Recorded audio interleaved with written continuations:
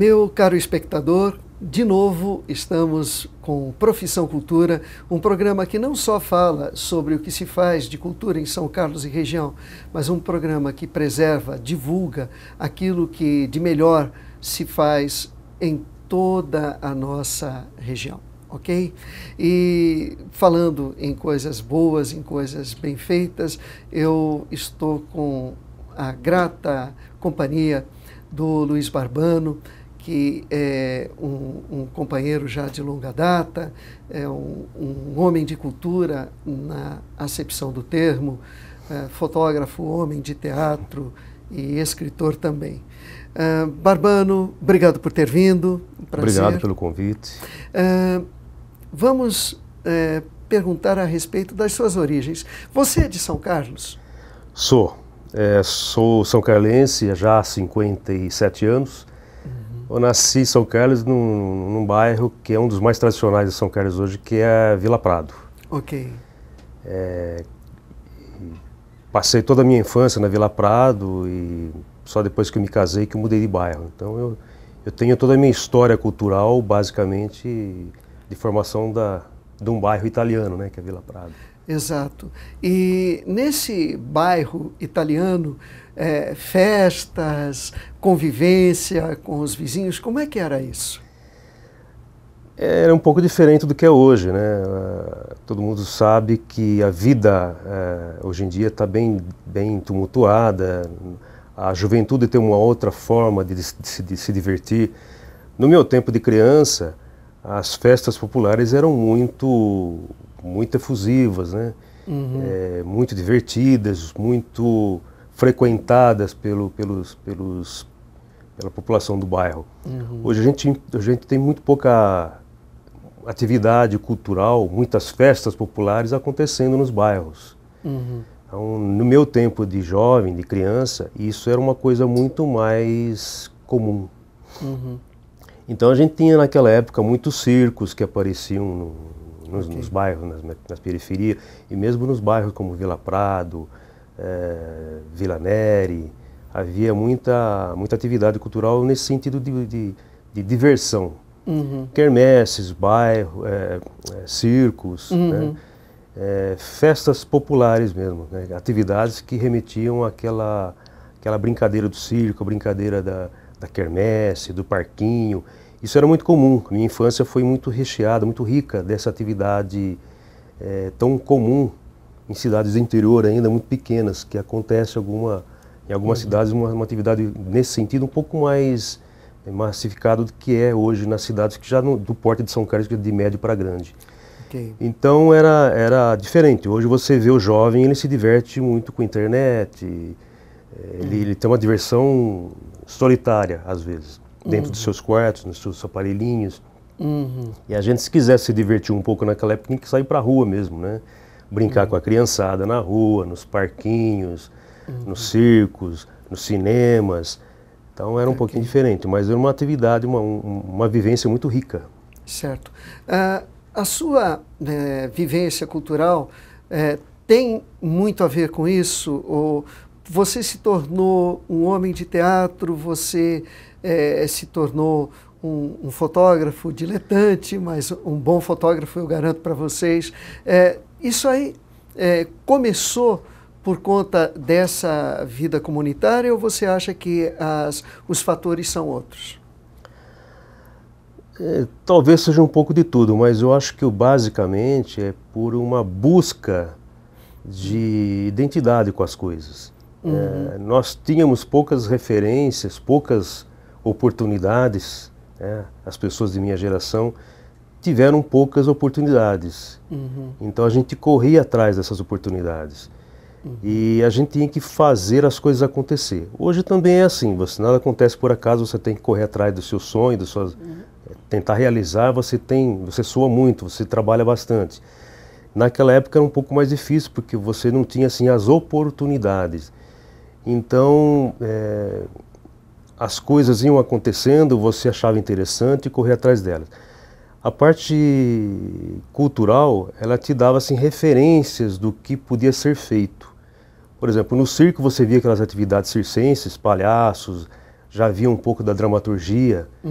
Então você, se gostava daquilo, você tem que correr atrás daquilo. Aonde? Fora de São Carlos, né? São Carlos tem muito pouca atividade. Depois, mais um pouco mais para frente um pouco, aconteceram os grandes festivais de teatro, que foram, talvez, no meu caso, acho que o grande incentivo que eu tive foi através desses festivais de teatro. Que hoje faz tanta falta, e naquela época a gente tinha essa vitrine, né, do teatro, bem próximo da gente. Então hoje a gente só vê grandes espetáculos acontecendo, raríssimas vezes, né, profissionais em São Carlos, e muito mais a gente vê na televisão. Perfeito. As referências culturais. Mas ao vivo, que é aquilo que mexe com você, que é o teatro, nós tínhamos espetáculos maravilhosos teatrais através desses festivais de teatro. Então era muito rico. E isso fez com que eu me interessasse um pouco por essa área teatral. Então eu me enveredei um pouco por esse caminho do teatro por conta disso, graças aos festivais de teatro. Fotografia é uma coisa que fluiu naturalmente. O gosto pela imagem, pela cor, adveio da observação da natureza, das fotos em revista, uma coisa assim que flui um pouco mais naturalmente, mas o gosto pela atividade teatral surgiu através do incentivo do teatro amador, dos festivais de teatro de São Carlos. Perfeito. Qual é a sua formação do ponto de vista institucional, livresca? O que você é formado? Bom, eu sou formado em História, tardiamente, porque eu comecei a trabalhar muito cedo e me enveredei para o caminho do tecnicismo, né? Eu me tornei um técnico desde muito jovem, trabalhando desde os 12 anos.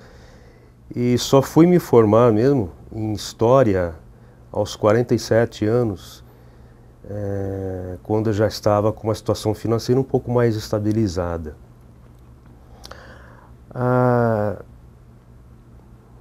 A minha formação cultural, ela foi bastante calcada nessas coisas do teatro, da televisão, dos Jorge Amado. Os grandes nomes que marcaram a minha infância literária foram Jorge Amado, foram Orígenes Lessa, enfim, os tradicionais, os clássicos, né? E basicamente a minha formação literária ficou em cima do que o teatro e a televisão proporcionou. Mas hoje eu acabei me tornando, mesmo que sem querer, escritor, por conta de um desejo, né, de homenagear um artista, mas eu diria que a bagagem cultural, literária, foi basicamente a do teatro. Não desenvolvi assim uma literatura muito rebuscada, não, mas mais voltada mesmo para a área teatral. Ok. Já que você falou do artista, deixa eu pegar aqui, o Luiz Barbano está levando ao público esse belo livro a respeito de um grande artista, do maior artista de São Carlos, um dos maiores do Brasil, o Ronald Golias. O nome do livro, Ronald Golias, o Gigante do Humor, foi lançado há pouco tempo e com enorme repercussão. Nós vamos falar sobre esse livro, mas antes de falar sobre o livro, falar um pouquinho do Golias, porque você falou do Orígenes Lessa, você falou do Jorge Amado, você falou do circo, você falou do teatro, e é impressão minha, mas será que o Ronald Golias não é uma síntese dessas suas influências? O que você acha disso?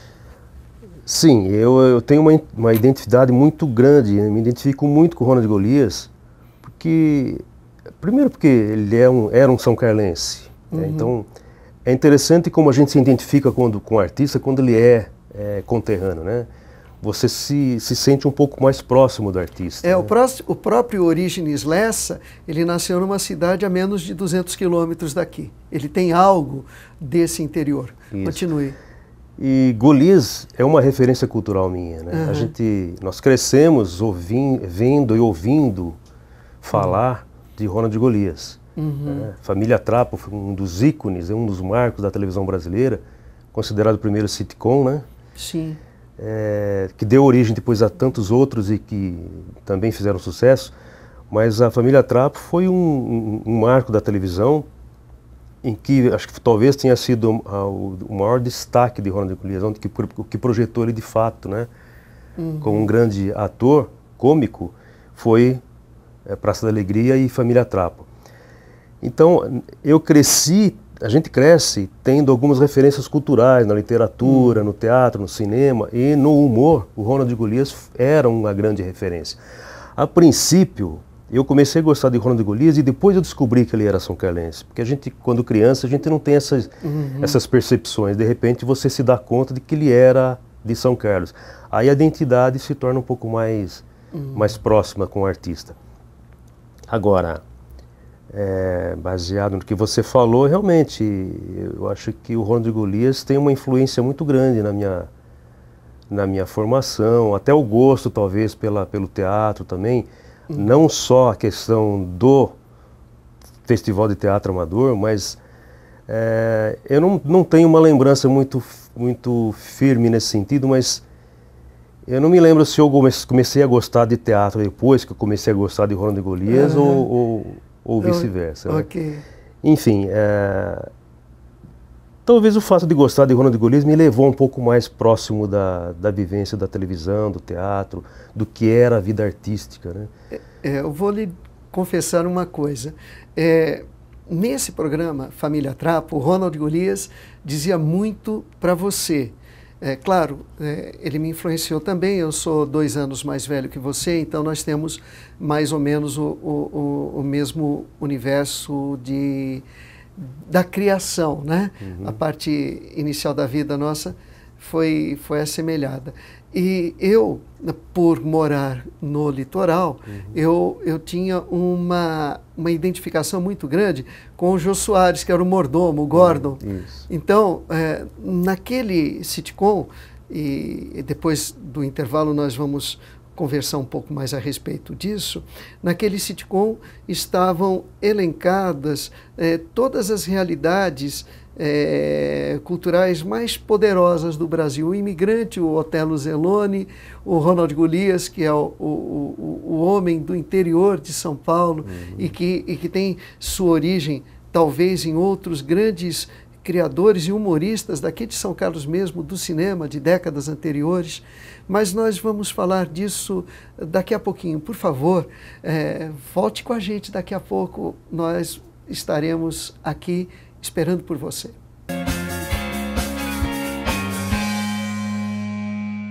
Como eu disse, a gente voltava bem rapidinho, já estamos aqui de volta entrevistando Luiz Barbano aqui no Profissão Cultura e falando agora a respeito do livro do Luiz Barbano, editado pela editora Rima, que também é aqui de São Carlos, Ronald Golias, O Gigante do Humor.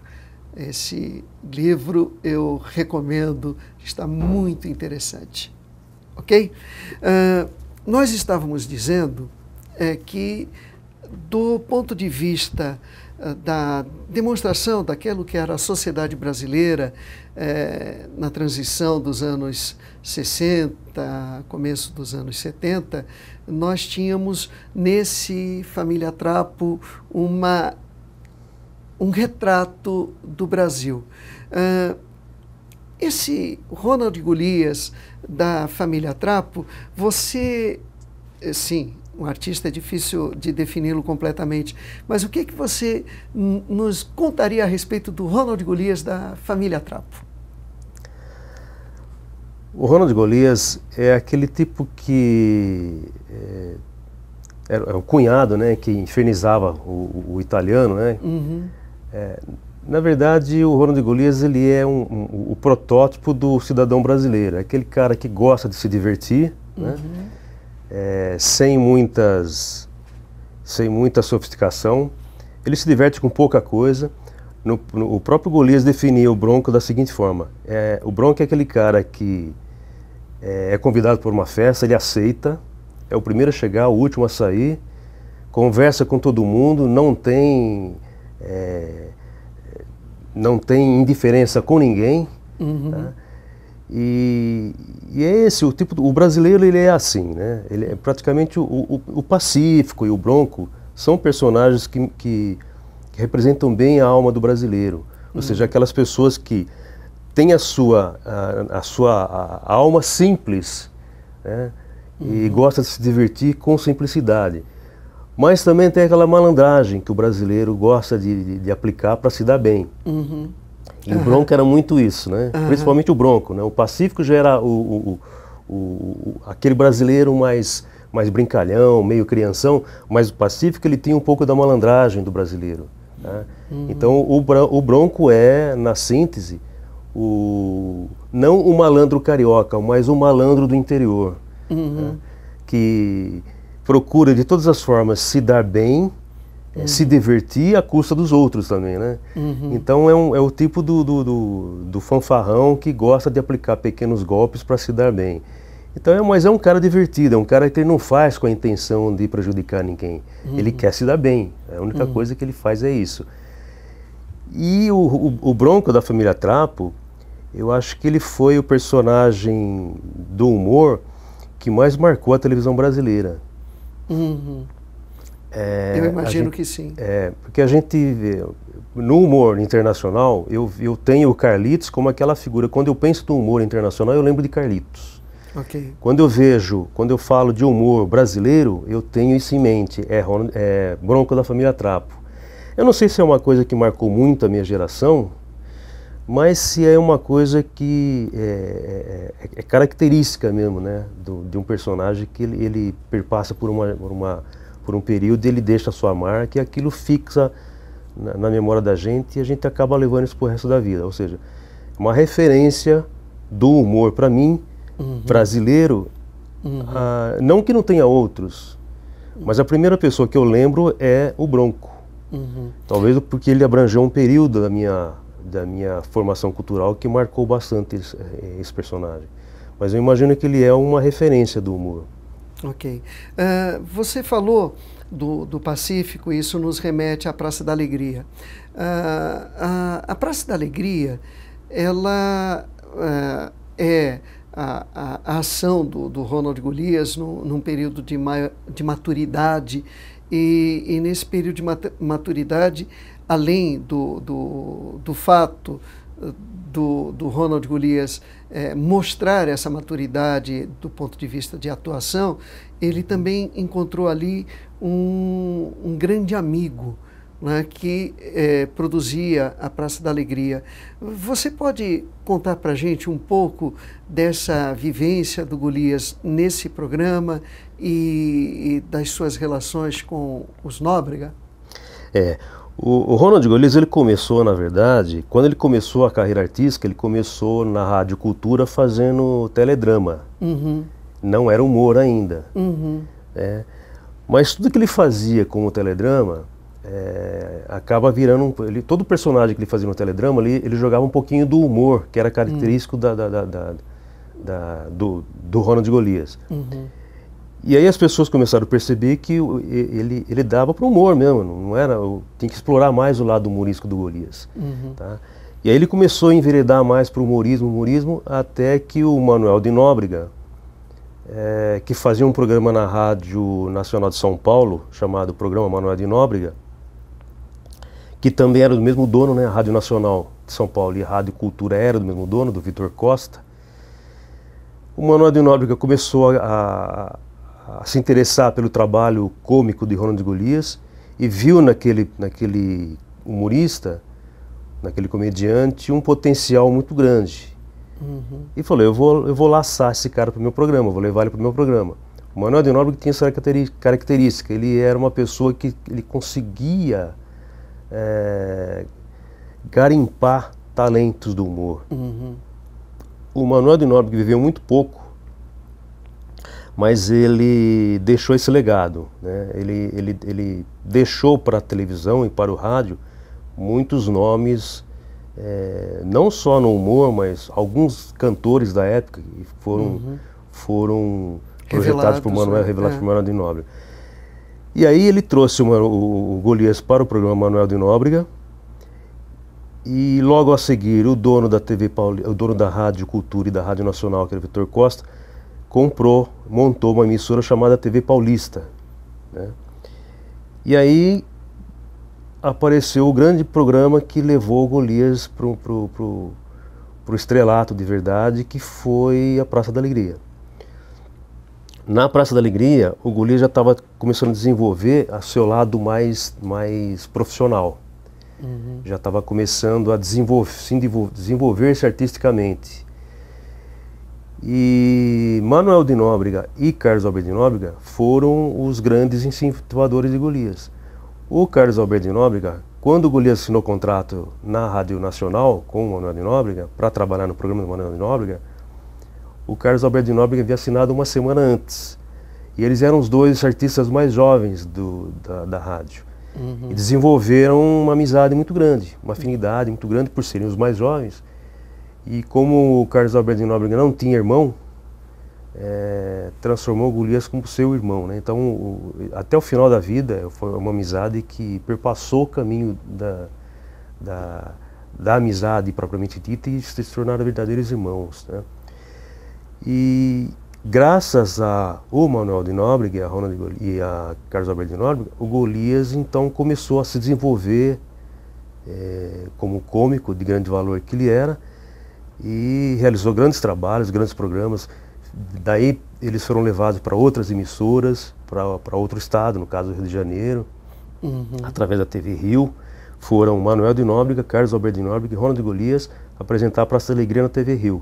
E aí tem uma coisa legal que essa pesquisa me proporcionou, de descobrir um outro São Carlense, assim como Ronald Golias, que saiu de São Carlos muito jovem, foi para São Paulo, de São Paulo foi para o Rio de Janeiro, e lá se tornou uma das maiores figuras da televisão de todos os tempos. E aqui em São Carlos ninguém sabe que ele existiu. O cara que mais ajudou Ronald Golias no Rio de Janeiro, que abriu as portas do Rio de Janeiro não só para Ronald Golias, mas Manuel de Nóbrega e Carlos Alberto de Nóbrega, foi, através da TV Rio, foi Péricles Amaral. Péricles Amaral é uma figura que, naquela época, qualquer lugar do Brasil que você falasse o nome dele, todo mundo sabia da importância que ele teve para a radiodifusão e para a televisão da época. E aqui em São Carlos é um ilustre desconhecido, né? Então esse trabalho também ele acaba resgatando essa outra figura importante, né? Mais um São Carlense que fez sucesso na televisão, no rádio, na televisão, e ninguém conhece. Então, e a importância de Manuel de Nóbrega foi muito grande, porque foi através do Manuel de Nóbrega que o Ronald Golias conseguiu projeção na televisão e no rádio como um grande artista, porque o programa Manuel de Nóbrega era o programa mais executado na rádio em São Paulo. Era um dos programas de maiores audiências do rádio paulista, era o Manuel de Nóbrega. E por conta disso, ele acabou se tornando uma celebridade, né? De uma hora para outra, o Golias estourou em sucesso. Não só em São Paulo, como no Rio de Janeiro. E graças ao Manuel de Nóbrega, que eu digo que ele foi o grande padrinho de Ronald Golias. Não só do Golias, mas principalmente do Golias. Que conseguiu projetar Ronald Golias para o Brasil inteiro através da Praça da Alegria, que foi o primeiro programa de sucesso, né, que alavancou a carreira do Golias, e depois a Família Trapo, como nós falamos, né? Nós temos Agora você me perguntou sobre o livro prefaciado por Carlos Alberto de Nóbrega. Perfeito. Tá? O meu contato com o Carlos Alberto de Nóbrega, assim como o contato que eu tive com a família, com alguns artistas, se deu através de uma figura de São Carlos que foi um dos maiores amigos de Ronald Golias, que é o senhor Irineu Gualtieri. Perfeito. Então ele abriu todas as portas, deu todos os telefones, previamente conversou com todo mundo. Então o Gualtieri foi a pessoa que me levou até ao Carlos Alberto de Nóbrega, a família, Ana Paula, filha do Golias, a Lúcia, ex-esposa do Golias, e entre outros, né? O José Peron, que foi o artista plástico que confeccionou a capa, e que levou o Golias de volta para a televisão depois de 7 anos afastado, né? Que depois que o Golias fez aquele trabalho na Globo, Super Bronco, ele ficou 7 anos afastado da televisão. Na ativa ainda, porque ele ainda fazia alguns trabalhos em teatros, né? Alguns shows em convenções de empresa, e cuidava de seus negócios agropecuários, imobiliários. Mas da televisão ficou afastado 7 anos, e foi o Wilson José Peron que levou o Golias de volta na Band com o programa Bronco. Ok. Eu estava pensando a respeito do seguinte: nós tivemos nessa geração de humoristas, alguns humoristas que eram multifacetados. Eles tinham vários personagens. O Chico Anísio, o próprio Jô Soares estão nessa situação. O Ronald Golias, ele é de uma outra linhagem que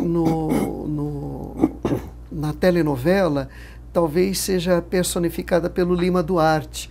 Ou seja, nós olhamos para o Ronald Golias como olhamos para o Lima Duarte e nos deparamos com um personagem que já está construído, que é também um irmão nosso, um parente, ou é um primo.